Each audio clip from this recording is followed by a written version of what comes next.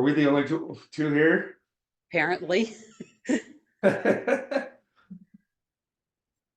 Oh, nice. That's all right. Sandy, I don't think I know you. I was Sandy Crow back in the old days. Okay. When were you out there? I was there from spring of 86 to the fall of 87. Okay. Well, we would have at least seen each other at zone conferences or something. Yeah. So nice to reconnect. Hey, Sister Lake. Hello. Hello. I don't know Sister Blackwell. Sandy Crow. Oh, Yeah. I do know We you. all change names when we come home. Yeah, that's right. I do know you. I've been trying for months to join up with this call, Oh, and just life has been happening. So I understand. And Hey, are you in charge today, Aaron? I'm not, but we should kick my otter pilot out too. I don't know who's in charge. Is that you, Sandy? me, Who? Because I didn't. Sandy was here when I got here, Oh, okay. and I have I've no got idea. this little tool that. Hey, Rick, I've got this tool that takes notes for Zoom Yeah. meetings, but it doesn't need to be here, obviously. Is that Aaron's otter pilot? I think Yeah. Aaron's in charge. Yeah, Oh, there's Eric. Okay. that's Aaron's autopilot. Eric, if you're in charge, are you able to kick my autopilot out? Yes. Well, I can try. Yeah. Remove and report. Oh, no, just remove. Not reporting, just removing. All right. Great. Well, it's good to see all of you. If you'll excuse me, I'm going to eat my lunch while I'm meeting with you today because I have to leave here at 12:30. I should be doing the same thing. I'm having a very exciting lunch. I'm having some yogurt and a granola bar.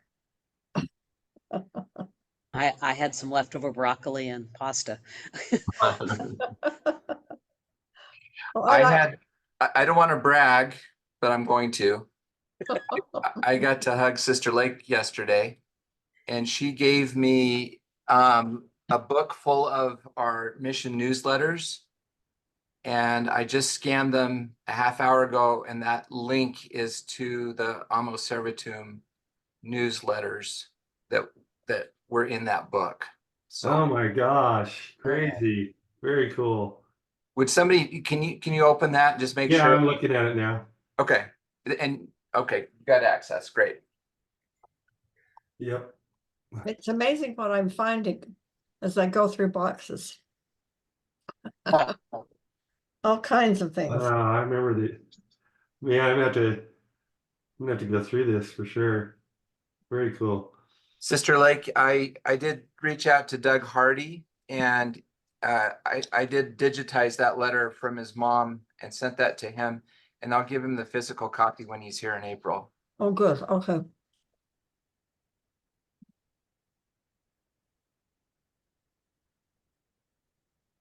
Sandy, where are you living?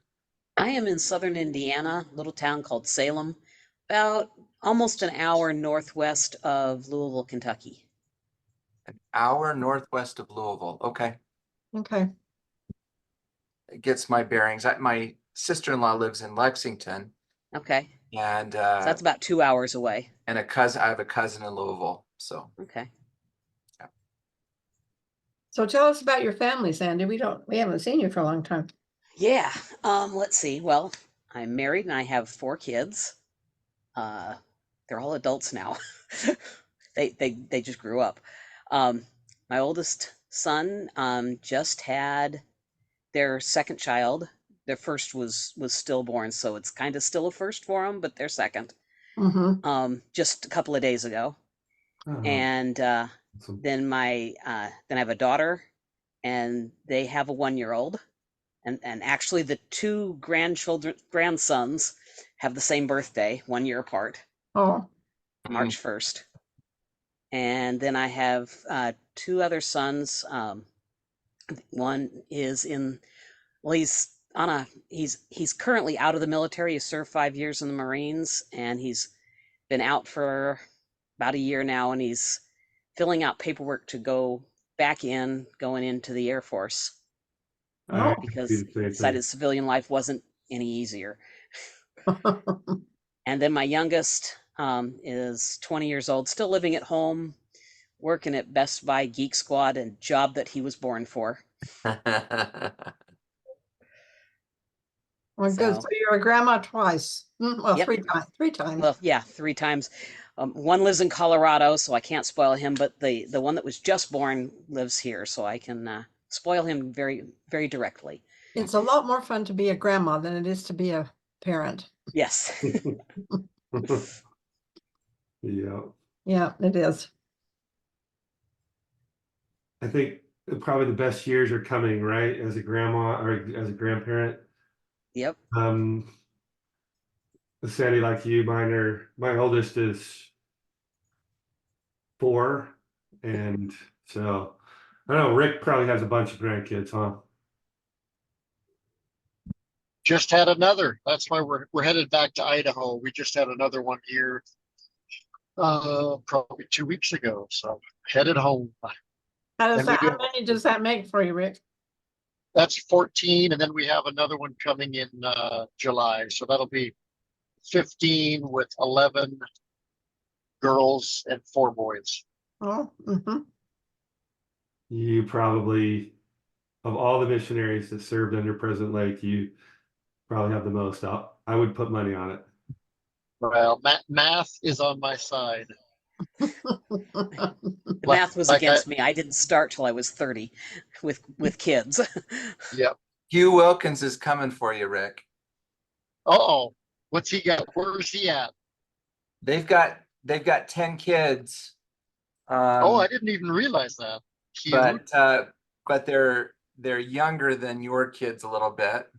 I mean, they've still got Yeah. kids at home, but so the grandkids are starting to pile up for him. Okay. Well, I keep telling my kids 10 squared is 100. So get off your derrieres and let's get going.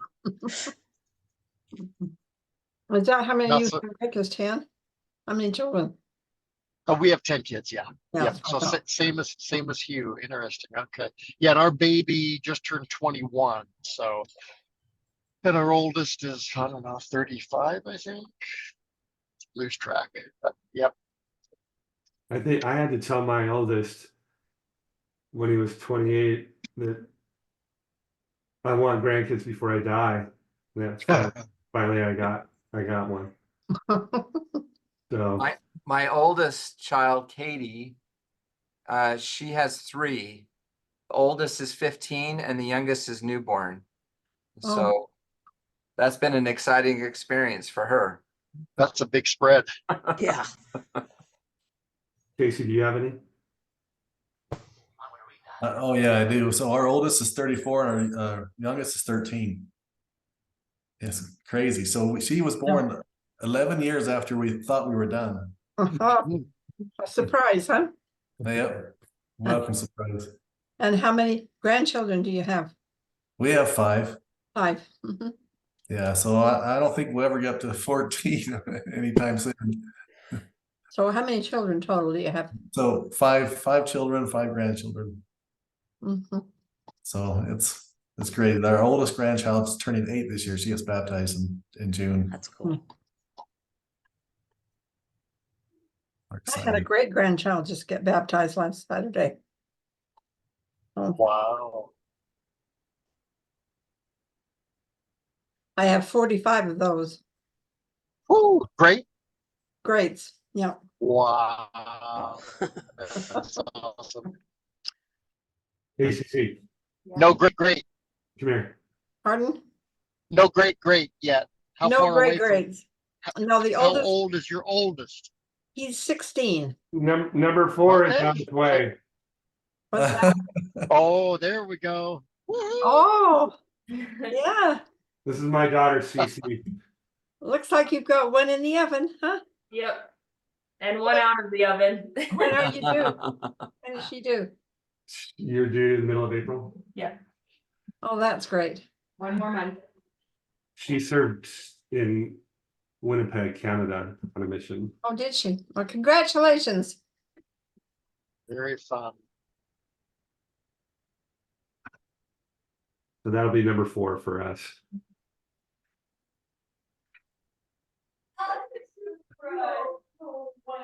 See my name a few times in here. Just going through them. I can't.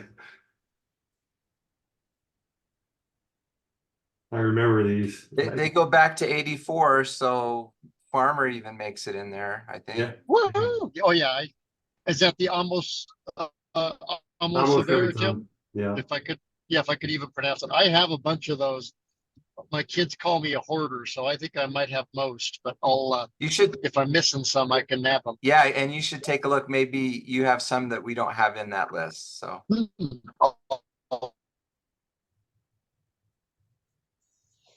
Did Rick just die on us? He's driving. So he looked like he died. No. You were like this, I'm Rick. still- You froze like this. Oh, I did? Oh, no.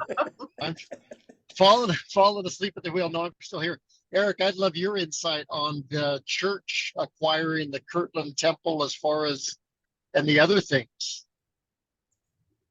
Yeah, so if you haven't heard, yesterday, the Community of Christ and the church announced a transfer of a number of properties, including Nauvoo and Kirtland properties. So the Kirtland Temple and other properties in Kirtland, as well as the Nauvoo properties such as the Red Brick Store, the Mansion House, the Nauvoo House, the Homestead, the grave site where Joseph and Emma and Hiram are buried is remaining in as property of Community of Christ. And then a number of paintings and other artifacts that are very significant to restoration history were transferred for $192 million. And that will allow Community of Christ to make good on their retirement fund, their pension fund for their employees, which was a problem and a concern. And if they invest it wisely, to basically fund Community of Christ in perpetuity. So Yeah. it's a very painful and difficult time of grieving for them. Many of those properties wouldn't exist today if it weren't for them. And I'm a little bit disheartened at some of our Latter-day Saint responses to it, kind of celebrating it. I thought, what if we were in financial straits and the Catholic Church bought the Salt Lake Temple in order for us to be financially solvent? How would we feel about that? We'd be glad that we're solvent, but would be very painful, and there'd be a lot of grieving around the loss of that property that we've taken care of, built and taken care of for many Good point. decades. Good point. So yeah, I have a lot of friends in Community of Christ. One of those who made the announcement was Locke Mackay. He's a direct descendant of Joseph Smith. He's a close personal friend. I watched his video. That was a touching tribute, Eric, his 3-minute video. And he's been among the younger leaders of the church and the younger historians in Community of Christ. He's been really the leader. He's an apostle now and has overseen historic sites for decades. So he spent 15 years at the Kirtland Temple, probably given more tours than anybody alive of the Kirtland Temple, including to members of the First Presidency and the 12. And then he moved to Nauvoo about 15 years ago and has overseen the sites there. So it's mixed. Yay that they have the money that they need to survive. Yay that we have the money to preserve and protect documents. We haven't always been good at that. Logan Temple would be an example. So there's some anxiety around what we're going to do with what we now own. And so it's mixed feelings, but Do you have any insight on as to how this came about? Has the LDS Church been trying for a long time, or Yeah, did for a long time. The thing is while the community of, so, you know, after Nauvoo, and we think everybody went west, you know, probably a third of the church did not go west. Another third that went west came, or another large portion that went west came back to the Midwest. So we left Nauvoo, but very soon thereafter, Latter-day Saints moved back into the area that weren't associated or didn't align themselves with Brigham Young. And so they occupied those properties, took care of them, lived their lives, are buried there in, like Locke, you know, he's lived in those homes. Those are his ancestral homes. So probably since, I would say, have you heard of Wilford Wood? You know, Woods Cross, Utah. So Wilford Wood was a fur merchant in the early part of the last century. And he would drive his car, take his furs back east to sell them on the East Coast, but he would stop off in church history sites and develop relationships with the owners of those properties, and over time acquired a number of those properties, like Adirondack or Far West properties on behalf of the church. But the church didn't really, the Utah church didn't have much interest in those properties after they left until, you know, well into the 20th century. So once the church decided that those were properties that they wanted, and there's a lot of history here. There were lawsuits over the Kirtland Temple and ownership, and really that was just a wrestling match to prove who was the true successor to the earlier church. But so I would say in the last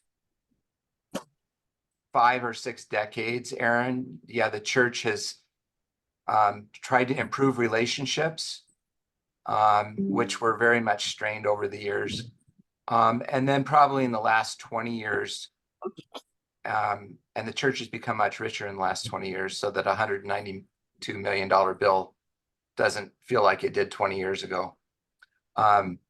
They've made efforts to do that. As I visited with my friends in Community of Christ who are in leadership, you know, they were pretty adamant that we would sell everything else before we would sell the Kirtland Temple. So this definitely came as a surprise to me, because I visit with them regularly. I'm on the board of directors of the John Whitmer Historical Association, which is predominantly Community of Christ historians. So it was definitely a surprise. It's bittersweet, very much mixed emotions. But I have a very, I don't know if any of you know John Hayacek. He's a Strangite, but he's kind of an independent Strangite because he's burned bridges with the other Strangites. And he claimed about an hour before the announcement on Facebook that he had offered $100 million for the Kirtland Temple alone, but that he'd been outbid. So yeah, so the church came in almost double that offer. So On a side note, Wilford Wood was my great uncle. cool. And when I was a teenager, the last time I went out to his property, and his wife showed me their museum of a house they had there. Yeah, they Of all turned the this stuff the house church into a didn't museum. want. Yeah, like, well, including the death masks of Joseph and Hiram. So I've been in that house too. Yeah. I think you can still schedule with the family to visit. So it's basically this large house, and Sandy, you've been there, that's been turned into a museum of all the things that Wilford Wood acquired that didn't end up in the hands of the church or the church archives or church history department. Yeah, it's a very interesting place.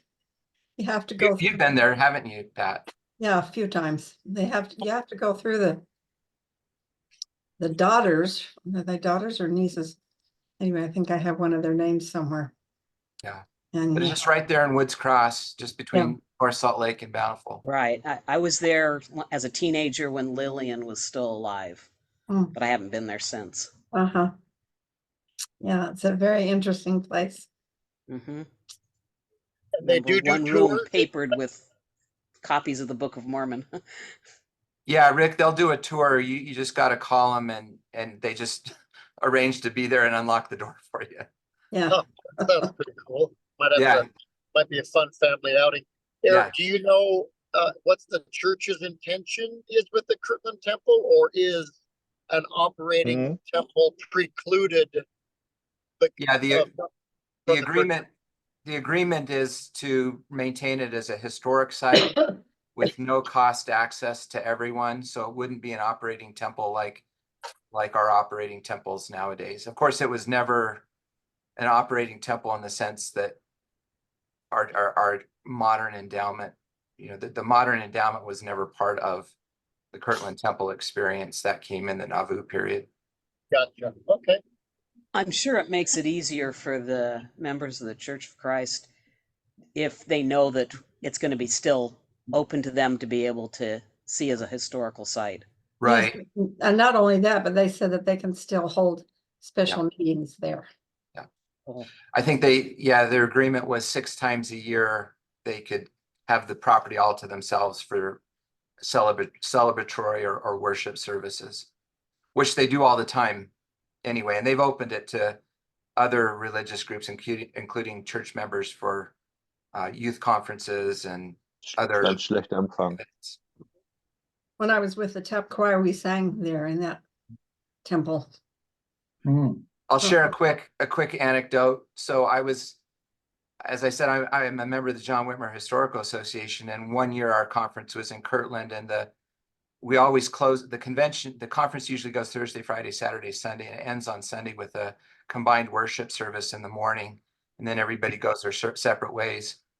And the conference in Kirtland, we were in the Kirtland Temple, and I was sitting behind Jan Ships. So this will be an Indiana reference. Jan Ships is probably the most famous historian of Mormonism who's not ever been a Mormon. And she's been a professor at IUPUI. And like I said, she's written a number of books and went to Utah State for a degree.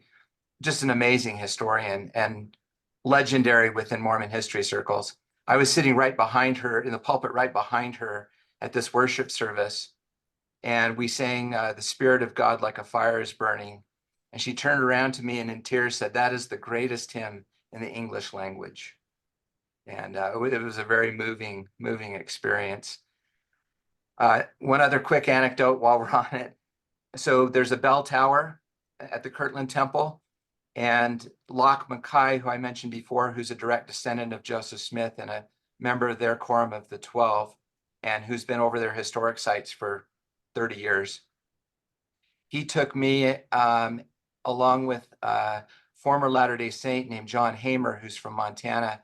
John is now the lead pastor at Community of Christ Toronto congregation. And so Locke's a direct descendant of Joseph.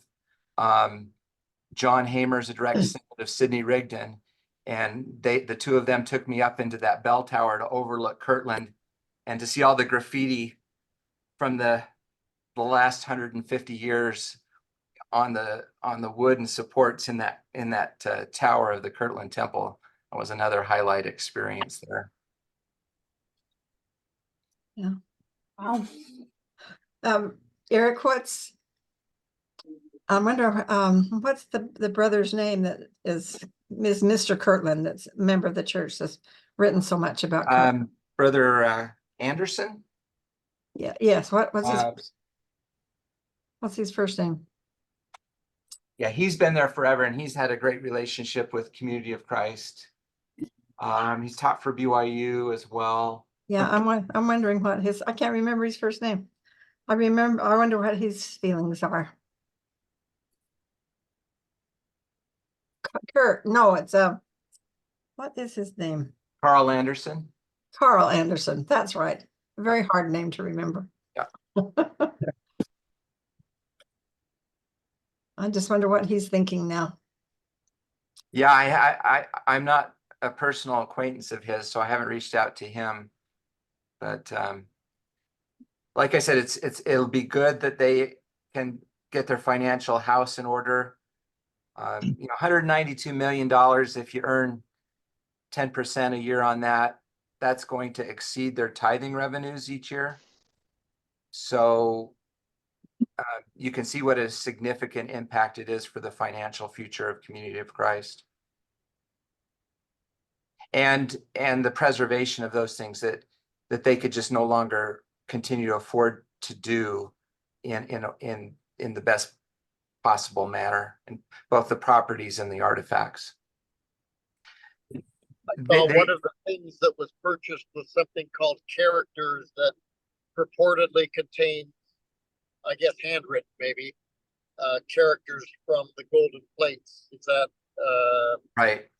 something like that, right? Yep, that's exactly right. Yeah. And I think paintings of Joseph and Hiram were included in the transaction. Original. Have you been to Kirtland? Has everybody been there? I mean, I know. it's a nice building, but it's not huge by any standard, and the lot that it's on isn't that big. I mean, if I was just going there and knew nothing of the history, you know, that property might be several $100,000. So I'm grateful that the church was generous in its offer, and they didn't itemize, right? So the characters document wasn't $1,000 and the Kirtland Temple was 800. It was 192 million, and that covers everything. Yeah.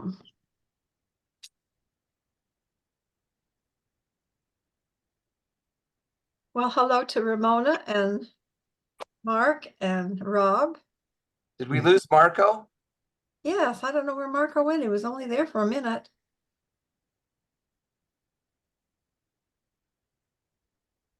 Do any of you know, just a minute, I'll think of his name. I gotta go get the paper, hold on.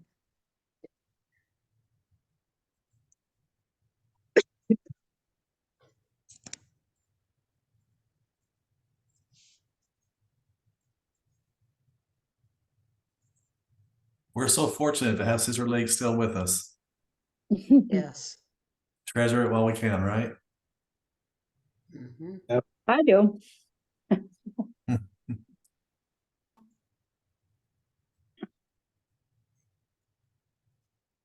I seen where everybody is. I just got in from snowshoeing with a friend. That's why I was a little bit late, but Did you fall down, That was fun. Ramona? what? Did you fall? No, snowshoeing. Good work. Well, I know you said snowshoeing. I'm just Not cautious with you, skiing. sister. Do any Not of mountain you, biking, not skiing. yeah. Do any of you know Steve Hurst? I've had anything to do with him Yes, recently? yes. Is he living in Mapleton? My interactions have been on Facebook. And I'm not, so I thought he was in Utah, but I'm not sure where. Okay. Maybe you can email me if you find out. He came originally from Mapleton, and I thought maybe he had moved back there. Because he's living in Spanish Fork now. On Oh, Facebook. Spanish Fork. Well, pretty much the same It's pretty thing. much the same thing. Is it? Okay. All right. Yeah. Mapleton is just on the north side of Highway 6, and Spanish Fork is on the south side. Okay. Okay. I'm trying to find him, and our granddaughter lives in Mapleton, so was hoping that maybe she can help me. Okay. I love his Facebook picture. Let me see if I can share it. Sister Lake, have you made progress on handing out all of the letters that people wrote to themselves, or you probably still have a bunch, I'm guessing? I don't have any of them anymore because I gave what I had left to Eric. I volunteered to take them. I've sent all that I had addresses for. And Gotcha. Randy, I don't know if I sent one to you, did I? I didn't receive one. I thought I'd updated that spreadsheet with my address. I will check tonight. I don't have him here in the office, but I will check when I get home. Check and see if there's one for her there. Yep. And Your I address is updated in the list, Sandy? Yeah. Okay. It should be. mailed all that, I thought I mailed all that I had the addresses for, so there's those that we still don't know where they are. So maybe what we could do, Eric, and I'd be happy to do that, is send out a list of those that we don't know where they are and see if anybody, we That- already that- did that, didn't we? Yeah, we've done that, but I'll do it again.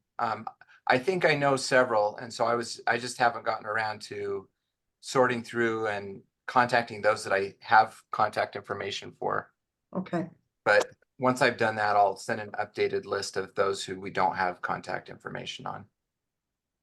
And well, I'm gonna have to say goodbye to all of you. I'm going down to my daughter's. In Provo, we're working on scanning pictures and documents from things that I have found as I've been going through boxes of stuff in my house. And so we're going to be doing that this afternoon. So it's nice to see you, Sandy, and Nice to see you. hope you'll join us again. And Yeah, plan on it. good to see all the rest of you. Well, Yeah. Ramona, I'm glad you're back safely from snowboarding. No, not No, snowboarding, snowshoeing. snowshoeing, excuse me, Much snowshoeing. safer. There is a difference, I know that. So Yeah. I had a couple of young men from Michigan in the museum a couple of weeks ago, and they said they came here to ski. And I said, oh, well, don't you ski in Michigan? And they said, no, we don't Not the ski same. in Michigan. There are hills in Michigan, but there aren't mountains like there are here. So They Yeah, tell me well, we have a it's- ski resort down the road a little bit from us, but no, that's a hill. yeah. Yeah, I was in the Upper Peninsula of Michigan for a couple of years, and snowshoeing is actually a big thing over there. Oh, is it? Oh, and cross-country skiing. Uh-huh. Yeah. So both of those, but because it's flat. But not the downhill kind. Yeah. Well, it's good to see all of you. Good to see Hey, you. Good to see you always too. good Good to to see see you you. as well. Love to all of you, and I will talk to you next time. We send it back. So, Okay. Bye-bye. Bye. Bye.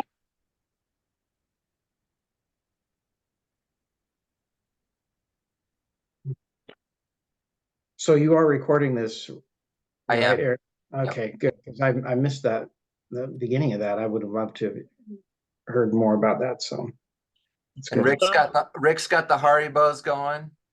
And some things stick with us. I think I have some as well.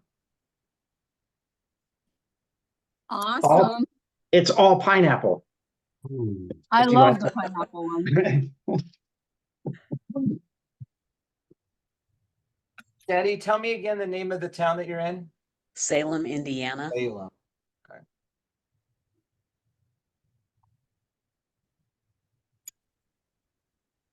And how did you end up there?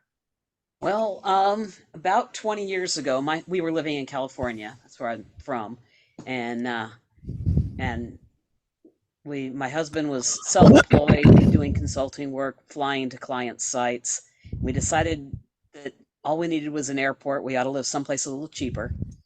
And his twin brother, which is the only sibling he has, had married someone from out here, and so we decided to move out here so that it'd be closer to his brother and wife and their kids. Our kids are all about the same age.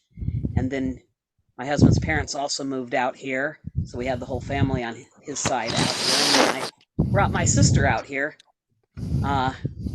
after she had gotten a divorce and was looking for a new line of work and cheaper place to live. And so I now have as much family out here as I have anywhere else. That looks like pretty small town, Indiana. It is. There's about 6,000 Okay. in the town. And we actually live right in the town, though we're surrounded by a lot of farmland, a lot of corn and soybeans. You're not far from French Lick, isn't that Larry Nope. Bird country? Yes, that is. And one of the field trips that all the elementary school kids go on is out to French Lick and tour the famous hotels there. And they get to ride a little short train ride that goes right past Larry Bird's childhood home.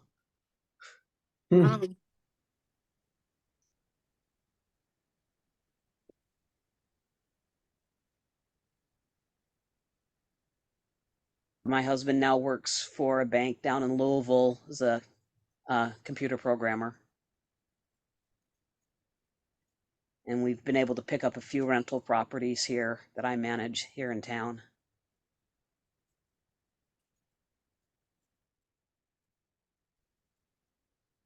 That's awesome. Yes. Sandy, what was your maiden name? I don't know if I Crow. remember. Say it again? Crow. Sandy Crow. Oh, Sister Crow. I don't remember you from the mission. Okay, so I got there, it was probably, let's see, I was in the MTC at Easter, so late May, early June of 87, and then left, no, 86, excuse me, and then left in the fall of 87.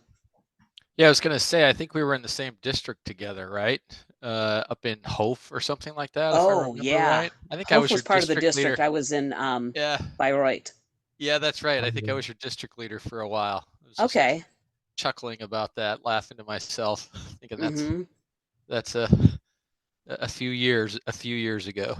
What's interesting is I remember when I first got to that district, everyone kind of referred to Hof as being outer darkness of the mission because it was right there on the German border and Yeah. a bunch of old people live there. And Oh, after I got back here and we got married, my sister-in-law, her youngest sister, served a mission in Germany.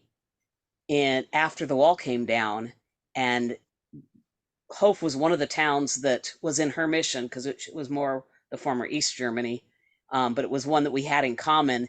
And their opinion of Hof was it was their favorite place to serve because it was the most modern city there. Interesting, the different perspective. You know, it was fun. When I got there, you know, it was the average age of the sacrament meeting attendants had to be like 75. Yeah. It was epic. And we had That feels young now, Rob. Yeah, the that's not old at all. Horrocks. Yeah, the Horrockses were the mission couple there. He was the branch president who didn't speak German, which was always fun. Mhm. But what was cool about that city is the mission President Lake allowed us to have certain liberties. So like Hamiel and I played on the Hof City basketball team.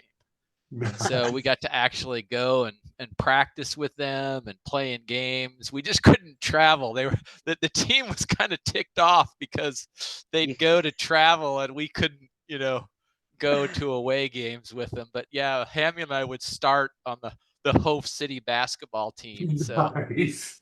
good times. Good. Rob, Yeah. I got to tell you, my wife just finished her family nurse practitioner degree, and she did her final clinical rotation with Hamula. Oh yeah? Yeah. Nice. I haven't talked to him for forever. I haven't seen him in any of these things. I have no idea how he's doing. I hope he's doing well. He was a great companion. Yeah, he's a family physician at the Salt Lake Clinic. Has a little 2-year-old boy, and 2-year-old right now? Oh my gosh. trying to have another. So Whoa. it's his second marriage. Okay. Yeah, stick a fork in Rob, man. I'm not having any more. I got Yeah. I got 3 grandkids and 3.3 grandkids now, and it's just I appreciated what and I just want to say Sister Crow, but I can't remember. Blackwell, But yeah. about Blackwell, trying to create your own family environment. Like 2 of my boys, one's about 10 minutes from here, and I see my grandkids, you know, like 3 times a week, 2 or 3 times a week, and then my other son lives about an hour away. You're And in Virginia, right, Rob? Yeah, a little bit Fredericksburg, not too far from, about an hour from DC, and about an hour from the Richmond Temple, which is also fun. So. But yeah, we're trying to entice all of our kids out to here so we can create our own little. I really would like a family compound. I'm like turning into some weird fundamentalist Mormon weirdo, but I'm liking that idea of a family compound. So It's just been in the last year and a half that 2 of my sons have moved back to this area. One hasn't left home yet, but you know, still living in the basement. But my daughter is the only one that doesn't live here now. She's out in Colorado. yeah, that's yeah, I just I know how much fun it is having, you know, extended family. I mean, we moved away after college, and I didn't know what a jerk I was to my parents. But anyways, it's great fun. We need to change the subject. My wife's listening, and 7 kids live out of state, and she keeps telling me or asking why we don't live with them. So let's move on. Move on past this subject. It's hard to leave paradise to go to Utah. See, Eric, I like it. I gotta admit, I don't have any desire. I don't know why it is, but I have no desire to move back to Utah. I love living in Virginia and love, you know, kind of the cultural vibe that we've got here, which I like. It's been nice. How far did you say you were from Richmond? About an hour. We're right between DC and Richmond. So I'm in Wilmington, North Carolina, and Really? that's not. I mean, that's what I guess it probably from us about 5 hours then. Yeah. Yeah. Because Richmond's about 4. Yeah. So should get together somehow. Yeah. I brought up. I took a friend of mine. He's an older guy. He's old. He's basically old enough to be my father, and we've just been friends. Last year, I took him for a surprise on his birthday we went up to DC, and we because we both love baseball, we watched the Washington Nationals one night, and then went to the Baltimore Orioles the next night, and then drove home, and it was a wonderful time. So I was just through there. Yeah, you had to drive right, you know, 15 minutes from my house going up 95. So Wow. yeah. And what I would say to anybody, by the way, is we are about an hour from DC, but I work in DC. And so, you know, people who come and want to stay with us, which is fine. We're always happy to have visitors. But I typically, what I'll do is I'll get up in the morning and drive people into the district, because you can get into the HOV lanes for free. I drop people off and let them run around DC all day, and when they're tired, they call me, and I get my car, I pick them up from wherever they're at, drive them home, and so, you know, we've had a couple of visitors, but nobody takes us up on it very often. So if anybody wants to come to DC, just let us know, and For sure. we'll let you know. That's really good to know. Does Debbie work down there too? Debbie's actually in the basement.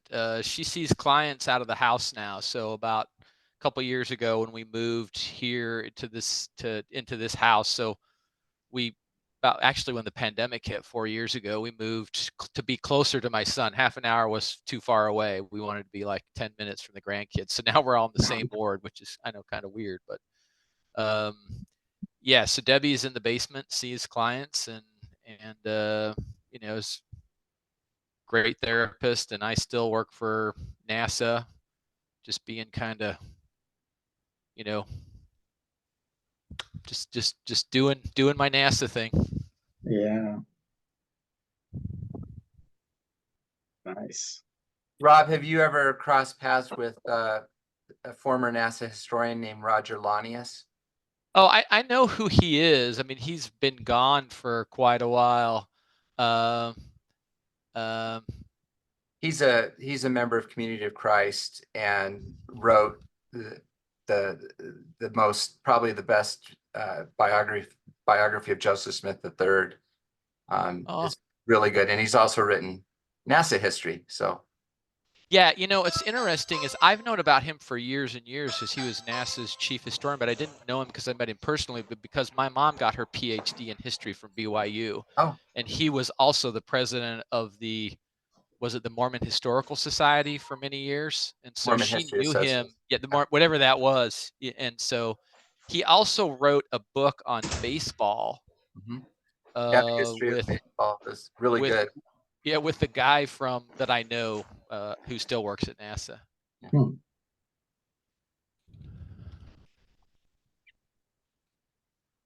Nice. So were you involved at all in this on the team that sent that crew to the moon? So I used to be heavily involved in what would be what was actually the precursor to the Artemis program, which did all the stuff that they're talking about and doing now. But I don't know, about 10 years ago, I got tied up in mission support, and so for the past 5 years of basically running the mission support budget. So the 10 centers of NASA, their kind of budgets plus the enterprises. So HR, CFO, there's about 10 or 12 enterprises that make up, the infrastructure of NASA. So we always say mission support, supports the mission, but that's what I do. I actually just changed and have a more esoteric and problematic job. I'm in charge of strategic workforce planning for NASA, which is, I haven't really had any history in it. And man, if you ever had to get involved in strategic workforce planning, you should run and hide. It is just bizarre. It seems like it shouldn't be as hard as it is, but it's like it's hard. Don't suppose you knew an astronaut by the name of Jose Hernandez? Heard of the name, but don't know him. Okay, went to high school with him. Yeah. I worked down in Houston for about 6 or 7 years, but not in the astronaut office. It was Yeah, all I didn't keep in touch features with them development either. stuff. Are you an Andy Weir fan? The Artemis and the Martian author? Do you know him at all? Oh, I've never met him, but I know who he is. Have you read those books? I know that, the Martian, that NASA was really excited about that because he got a lot of that right. I mean, in terms of the technology and the engagement that he had. So a lot of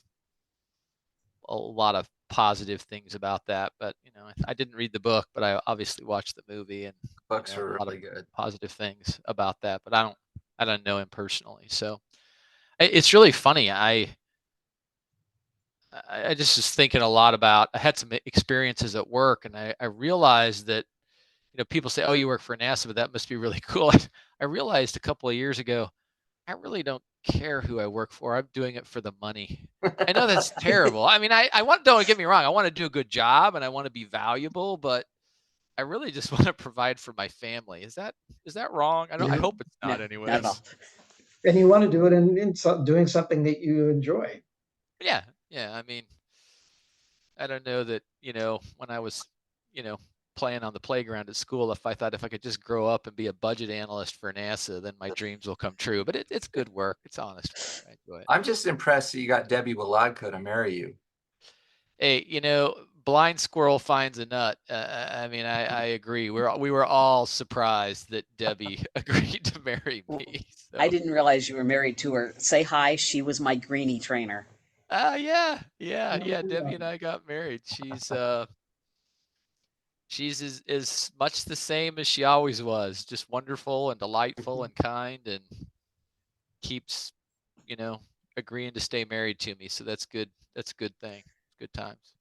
Hey Rob, when did you serve? And Debbie as well. Probably later in the Lake tenure. Yeah, I came home like a month before President and Sister Lake, so 85 to 87, and Debbie came home a month before I came home. So Okay. I don't think you would have known her. I mean, I knew of you because I was Tobler's last companion.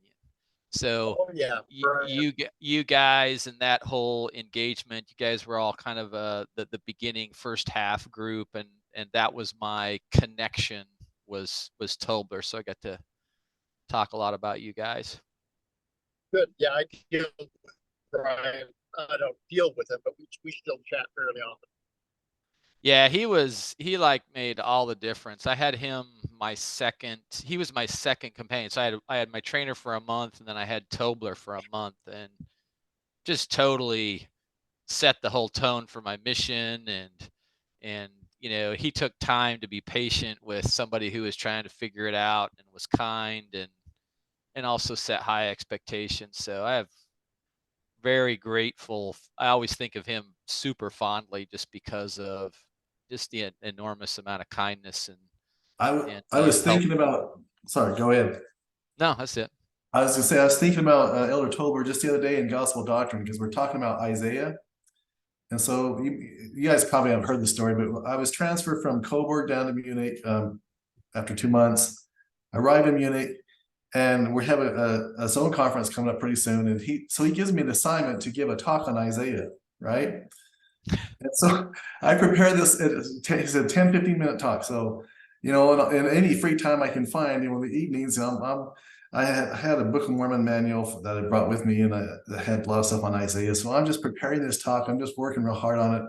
I get it all prepared, and we get to the zone conference, and I'm about ready, you know, okay, when are they gonna call me to give a talk? It was just a practical joke. I mean, it was he was the AP, and he's just a practical joke. He told me to prepare this, and because President Lake was like, "What are you talking about? You're not assigned to give a talk." And so anytime we talk about Isaiah, I'm always thinking about Elder Tolbert. I love Tolbert.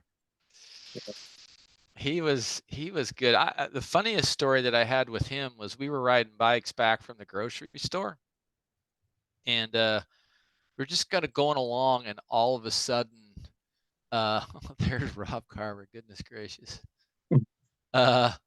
We were driving along, and all of a sudden there was this like explosion of white that just flew over everything. We were like driving down just a little street in Wilderstadt, actually in Merklingen, out where we were serving. And what had happened was he was riding his bike, and he had the shopping bags, you know, that we used to carry, you know what I mean? And you remember those milk that would be in those, you carry the milk was in the bags, you know what I mean?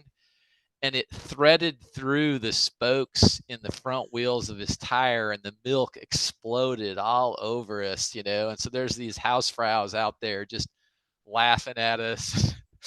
And we're just driving along. And I think it was that when Tobler said, yeah, and he just had this look of complete, you know, serenity on his face, and said, you know, something like, you know, stuff like this doesn't bother cool guys, and we're cool. The wisdom of Elder Tobler. Exploding milk. It was good times. Elder Jeffries, Elder Stanford, Elder Olson. Who's that in front? That's Rufinoff. Rob. Rob Rufinoff. Elder Stanford. I've never seen him at any of these mission things. Yeah, I haven't heard from him, and actually, I shouldn't say that. I did hear from him. Maybe last year, or the year before, and it was just a brief email, but that was yeah. Trying to get caught up with him, but he didn't return the. That's Freiburg, right? This is Freiburg. Yeah.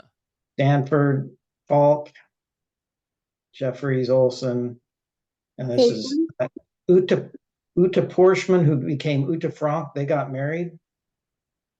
Gerhard Frank. This is my first baptism. And, wow. And then Sister Meixner. Yeah, they were like missionary machines, man. Oh my gosh. I've never seen anybody like them. Must have come after I was there. I don't know them.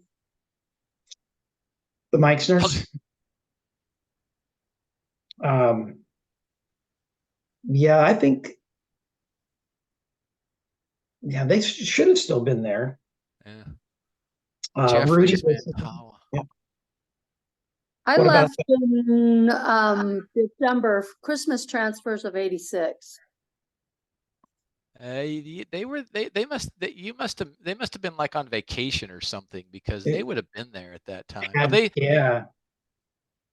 They stepped away from doing as much missionary work because they were trying to keep people active. So I think they weren't as, because that was like right when I was there, they were kind of trying to just, I think, work with those two people that you're talking about, Mark. In other words, they were working with those two, and I think they may have gotten married somewhere in that time frame. They did. They got married. They got married after they got baptized. And in fact, we were at their wedding. So no, but who are the sister missionaries? What's that? The sister missionaries. Who are those not sister missionaries? Oh no, this isn't this. She was a ward member. That's a ward member, Meixner. No, the Meixner family. Okay, I was never in Freiburg, so it doesn't. Yeah. Okay, that makes sense That now. makes sense. Yeah. Hmm. So, I put a we couple needed, pictures in the chat, Sandy. okay. Yeah. We needed to clone them, somehow, and Ah, yes. I actually had red hair. And I had to get Debbie in there, Rob. Yep. okay, how do we get there? Let's That was see. my first district. There we go. Nice. Nice. She's as beautiful as always. That's nice.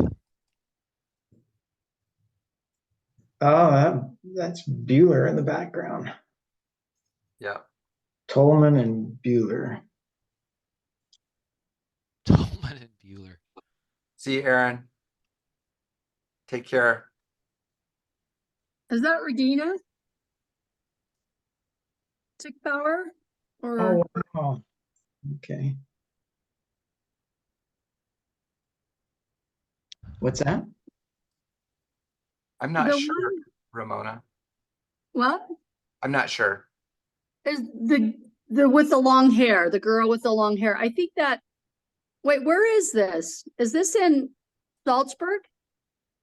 I don't know. I think it is in I saw, Salzburg, and I think that's Regina Sickbauer. yeah, I think I've seen this picture before. I think I agree with you. But what I've heard is that, yeah, that's from Salzburg. And she's a member, right? Ah, She wasn't a sister missionary. She was just a member. yep. And isn't she the one that married Did Elder she marry Blasky? Lodke? Yeah, I think so. Oh, Who's Yeah, so being was she, elder? Victor's wife is Regina. So so was she at the reunion then? yeah, they were at the reunion unit. Okay. I'm going to Vienna in August. I'm hoping to connect with them while I'm there. I need to go see Tyler Dunn up in Berlin. I talked to him a little while ago. I need to go see him. How's his son doing? Yeah, it's tough. That's tough, man. Tough story. Just they have him at home now, and it's tough. He's not getting better. He's not going to get better than he is now. So it's a No. lifelong Yeah, that's what I've heard. care. Yeah, yeah. It's tough. Really tough. Oh, yeah. I feel bad for him. I haven't talked to him in a while. I need to call him. So, good guy though. Love Tyler. Oh, awesome. I He's saw always been one of Alan my Alan favorites. Bott in the elevator the other day, Rob. Yeah, Still, Alan, man. still looks the same. I think he can Yeah, still put the yogurt away. yeah. Good old Alan, man. I saw him the other day. He actually, I know Tyler was looking for work, and I think that Alan was helping him. Gave him a reference or something like that. So I know that they were in touch, right? Alan, of course, was in our hometown, right? So he's a Yeah, part I of was the gonna whole say Brigham City. those Brigham City boys were pretty good ones. Yeah, we were all, I think I've told you guys, you know how that all started, right? Our German teacher in German high class, school. right? Yep. We all did name extraction. So in high school. So yeah, all of those guys were in that. Every one of us, had that connection, and we all went to high school together. So it was nice. Oh. Huh. Hey, I talked to Notches the other day. I think he's doing really well. He's back in work and connecting and getting back, watching things. So he's doing well, making good transition back. Good. Well, we're at about the end of our hour. I'll go ahead and share out a link to the video. So if you want to if you missed part and want to go back, you can do that. Hey, so did I catch that right, Eric? Were you involved in those negotiations at all? Did you No, see anything? No. just an observer. Nice. Yeah, you can certainly tell the difference between our facilities there and their facilities there. Again, I think Debbie and I were up there last year, and it was stark, the two. Well, just to give you an idea about their finances, you know, they claim around 250,000 members worldwide. And their tithing revenues are around 10 to 12 million a year, whereas our tithing revenues are around 8 or 9 billion a year. So it's just a different world in terms of finances. And they used to have their world church historian, Mark Scherer, was the last one to actually be in the position, in a paid position. So they now have 4 volunteer historians who manage the Community of Christ Historic Sites Foundation, and now they're not going to have those sites to worry about. But like I said, they've taken care of those properties for generations and lived on those and died in those areas, and so I'm grateful for what they've done, and I'm grateful that the church stepped in and was as generous as they were with the amount of the purchase, because that will really help them. Debbie read that last night. We were excited listening to it. It's just nice to get a little more info about it. All right, Sandy, I Hello. hope you come back. I will. We always not like to see new faces, Yeah. and everybody spread the word and help us. I thought Cynthia was going to be here. I actually got an appointment invite from her for this meeting. So I'm not sure, but Cynthia, if you watch this, we missed you and hope you'll be here next month. Eric, one last question. Eric, one last question. Besides the burial grounds, does the Community of Christ still own anything else? They may, I don't know for sure. They have a visitor center in Nauvoo that's Okay. just to the east of the Nauvoo house and the mansion house. I suspect they kept that. I don't know. Okay. I don't think the church would care to have that property. And then the cemetery. Okay. Do we own their visitor center now? Was that part of what No, came no. with the? Well, the visitor center at Kirtland, yes. Yeah, they gave that was a part of the purchase. That's part of it, yeah. But I don't think, and that's brand new or relatively new. That's really a beautiful facility.